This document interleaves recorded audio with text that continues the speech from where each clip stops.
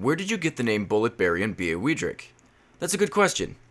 When I was 9 years old, my family got a computer, and my father found a site where he could play games on the internet. Well, he found a puzzle game that he really wanted to play, but it required a username. So my father picked his first. He chose Dynamite Dad. My brother was next, and he chose Destruction David. And we had this cycle going, and I wanted one just as cool. I always wanted to be the fastest kid around, so I chose Bulletbarry. And for a long time, that stuck. Bulletbarry was the name that I used for almost everything, including my Xbox Live account when I finally got an Xbox 360. But then one day, I got a hand-me-down computer from a friend. It was a Windows XP. I wanted to create an email, so the man who gave the computer to us came over and set one up. He used the first letter of my first name, the first letter of my middle name, and my last name, and it formed the name B.A. Weidrich. And I don't know what it was about this name, but I loved it. I made it into a YouTube channel, which is no longer in existence. It didn't really do so well, so I made a new one in my old name, and I really like it a lot more. Now before you ask me, because I know you guys will, what's your middle name? Well, we know it starts with A. It's Allen. Yeah, I know, my name is Barry Allen.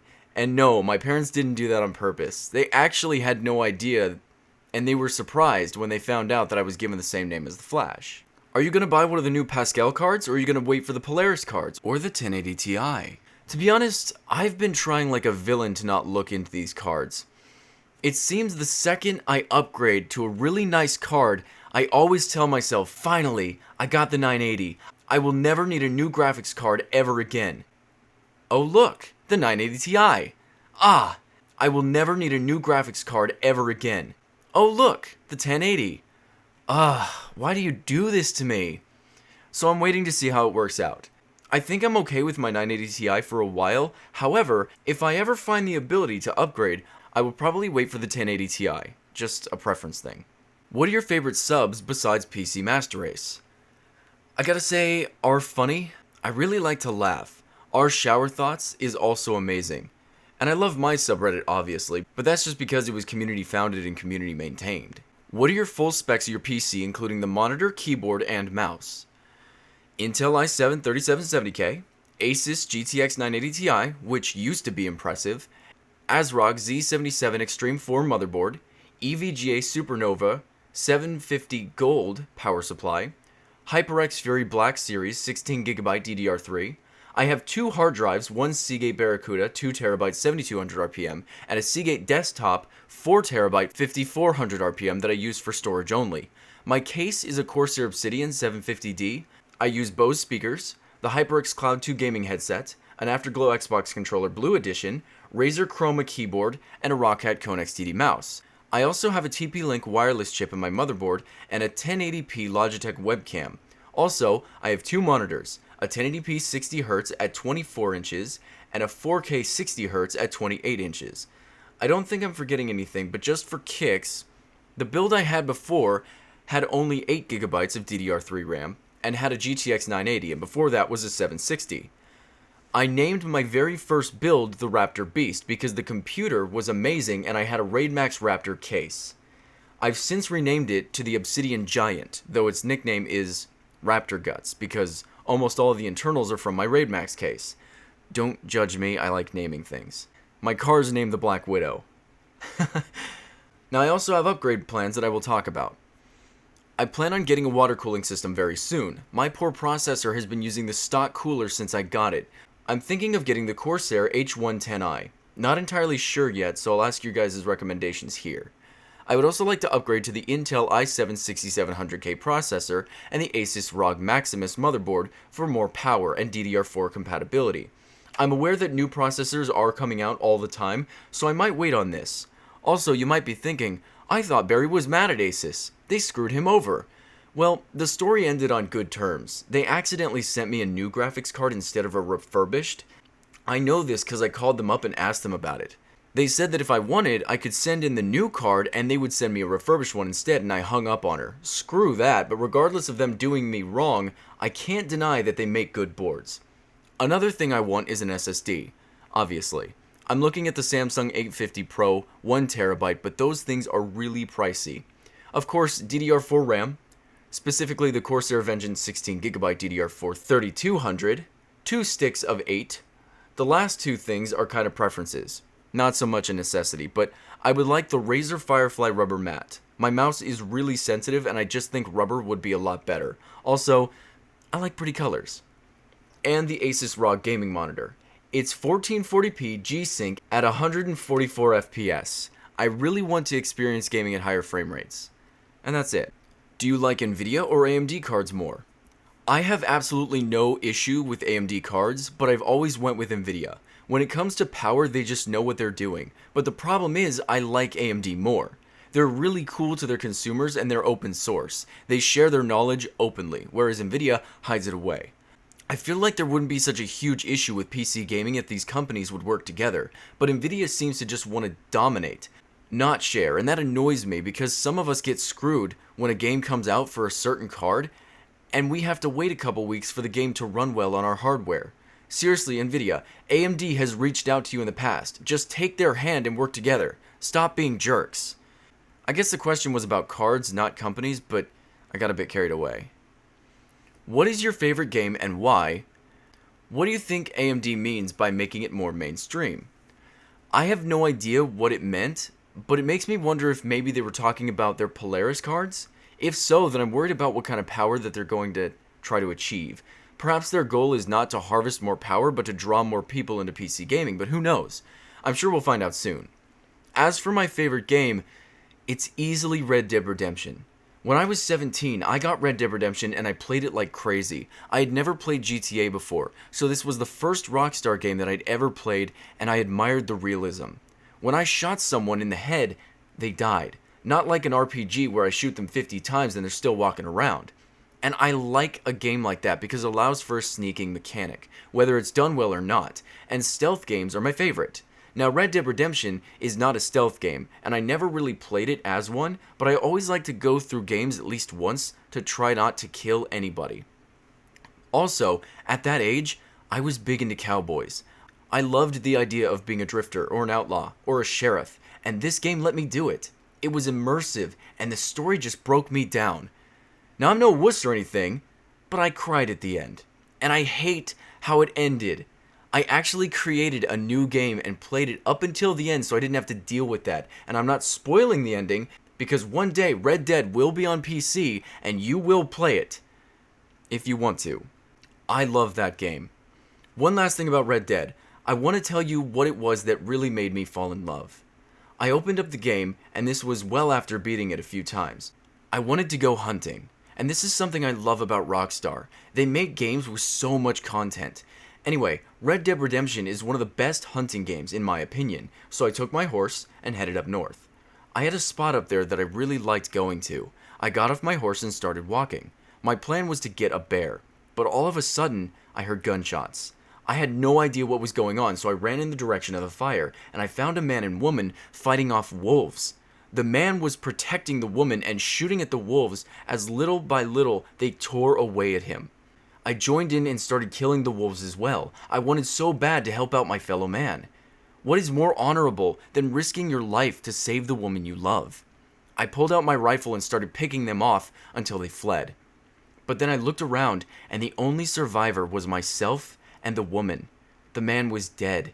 He was down on the ground and his wife had crouched down and started crying so deeply.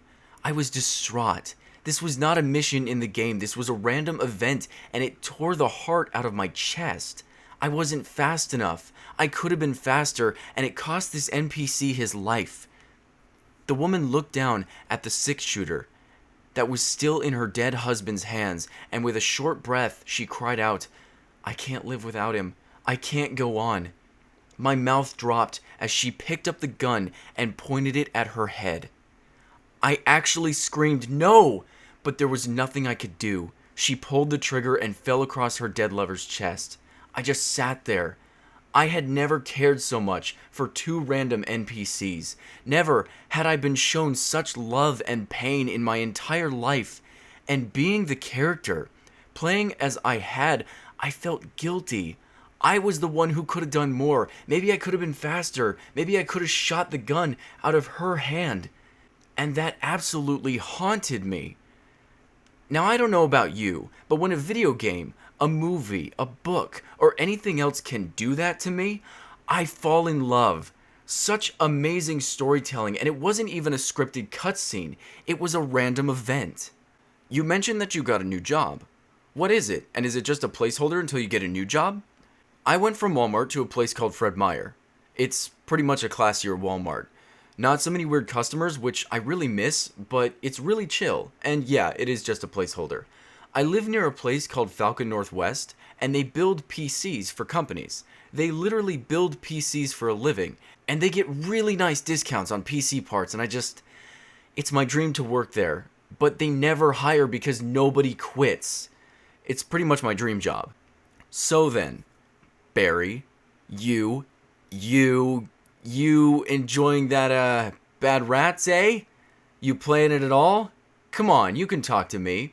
I won't tell anyone you enjoy the glory that is Bad Rats. Well, okay, maybe a couple of people. What are your views on the current state of the economic uncertainty that is currently grasping Earth in its metaphorical hands? Do you like PC or console better? Plox, tell me. I don't know. You're a PC elitist. I'm not, therefore I'm better than you. No scientific evidence required for my statement to be true. What was that? You want evidence? Yeah, not gonna happen. I studied law at a really well-known university, so I know more than you. Well, when I say I studied, it was more like BuzzFeed article appeared on my Facebook page. Anyway, what part of this was meant to be a question? Oh yeah, do you like this image I made? What the heck? What would you worry about if you became YouTube famous? I think the biggest thing is keeping in contact with you guys. Not only will it be harder to reply to comments, but adding all of you on Steam. I've said before that trading cards are a really good way to level up in Steam, and a few of you have actually donated a ton of cards so that I could. I think I've actually added 15 friend slots because of you guys, and I cannot thank you enough, because not only are you helping me, but you're ensuring that future subscribers who want to friend me on Steam can, and those 15 slots mean so much more than you could possibly know, so thank you again for that. What kind of music do you listen to? I pretty much listen to anything. I don't like hard rock or screamo or rap, not into country either, but I like oldies the best. Actually, my favorite artists include Marty Robbins, Johnny Cash, and pretty much anything before the 2000s, but some of the newer pop is okay as well. Today's music I just take song by song. What are your plans for the future of this channel and community? This is a really good question. I have a ton of plans for this channel. Someone the other day told me that I have a really scary voice, and it would be great for creepy true stories, which I might do on occasion. I wanted this channel to just be anything I want to talk about, or do, and it mostly went off around gaming, and that's great because I love gaming, but I hope to do more. I have a mini-series that I'd like to do, but I need to find myself an animator, someone who can do cartoon-like 2D animations, and I also have a full-on TV show that I'd like to make one day, but that's way down the road. For the most part, I like making videos and I love my community. I never imagined I would have a group of people watching my videos regularly, and I hope you guys continue to enjoy my videos no matter the direction we go. And don't worry, I'll never change anything drastically, but every now and then you might see a different video which should be cool. I'd like to think of myself as a man of many hats, and I'd like to be able to portray that. What is your first response to haters/spammers? I haven't really had much trouble with this yet, but when I see a comment like this, I normally try to reason. There was a guy in the comments who was very angry at my Console Peasant Quotes series, but after I talked to him, he realized that it wasn't a jab at console gamers, but simple idiots, and he subscribed. Actually, he asked me if I could build him a PC. We got on Skype and I made him a PC part picker list so he could build his own PC. However, there are some that do not respond to reason, and I think that a lot of us have met who I'm talking about. I don't believe in censorship, so I don't block, but I pretty much just ignore it. I don't like channels that talk about their haters. I like to think that they don't care, and so long as I don't look at the comments, I'll just take the videos the way I want to take the video. But when they bring up their haters in their videos, I'm forced to wonder what people find wrong with the guy's opinions, and I just don't like that. I did show that Console Peasant in my videos, but it was part of the series, so I excuse it. But you won't see me talking about anyone in particular who's being harassing. I will most likely just ignore them. I will always talk to you guys though. I love reading your guys' comments. What is your daily routine, and what's going on in your life right now? This is another great question. Normally, I wake up around 11, depending how late I stay up, and I start working on a video. Normally, I record the video that night before, so all I have to do is edit and render it. This gives me time to get myself showered and ready for work. If the video's not done rendering, I go to work, and on lunch, I get on TeamViewer. I connect to my PC through my phone, and I upload the video from work. Then as the day goes by, I get your comments, and I read them on my breaks and when I get home from work. After I finish reading them, I start the script for my next video and I record it. Then I go to bed and start the whole process over again. Most of my time consists of making videos, and I love that. Work really gets in the way, but I have been able to find ways around it, and it's almost never work that hinders me from uploading a video. Normally it's on the weekends when friends want to hang out, and I spend the day with them. This gives me plenty of time to read comments from you guys during the day, and seriously, it's one of my favorite things to do. I feel like a lot of YouTubers ignore comments, and to a point I can understand why, but I love it. And I feel like it's a very important part of doing this. Waking up in the morning with my email filled with comments feels like I'm getting a surprise gift every day. And yeah, most of them say, great video or good job, but it's still an amazing feeling. So yeah, that's pretty much it. At night I write the script and record it. In the morning I edit and render it before work. If I can, I upload it, and if I can't, I wait until I get to work to upload it. Then I come home and do it all over again, reading comments in between. And don't get me wrong, a ton of work goes into this. There have been times where I make a video, hate it, and trash it and start over. That happens a lot. There was one day where I didn't have to go to work and I spent all day making 6 different videos and hated every single one, so I just didn't make a video that day. It can be stressful, but it's also very rewarding. And again, I love it. Thank you guys for all the questions. I really love doing this, and you guys asked some really good questions, so thanks again. And as always, I'll see you soon.